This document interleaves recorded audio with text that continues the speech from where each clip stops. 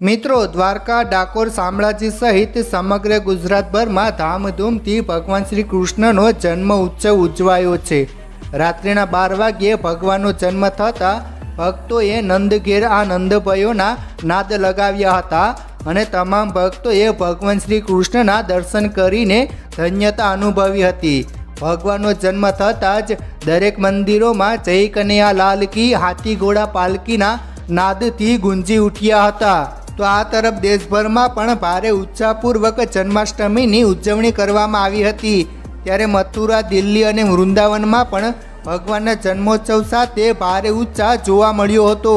ત્યારે જગત મંદિર દ્વારકામાં પણ અનોખું ચિત્ર જોવા મળ્યું હતું। મિત્રો, કહેવાય છે કે મુસ્લિમ સમાજના લોકો ક્યારેય હિન્દુ દેવી દેવતાઓની પૂજા નથી કરતા, કારણ કે આ કરવું તેના ધર્મ વિરુદ્ધ ગણવામાં આવે છે।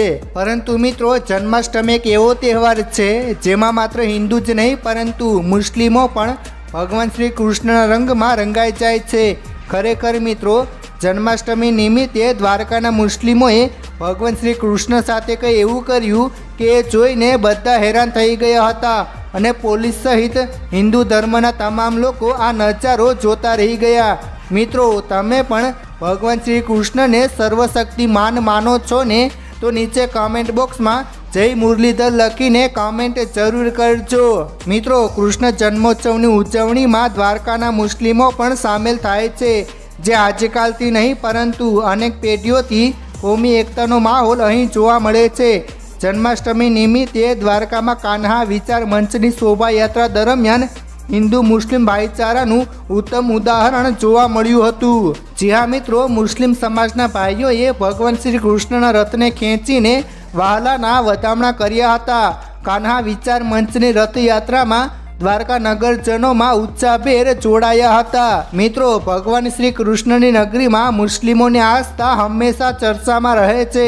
દ્વારકાનો મુસ્લિમ પરિવાર 3 પેઢીથી દ્વારકાધીશ મંદિરના પ્રાંગણમાં ઢોલ અને શરણાઈ વગાડે છે। દ્વારકા મંદિરે આવતી ધ્વજાના સામૈયામાં ફિરોઝભાઈ ઢોલ વગાડી પોતાનું ગુજરાન ચલાવે છે।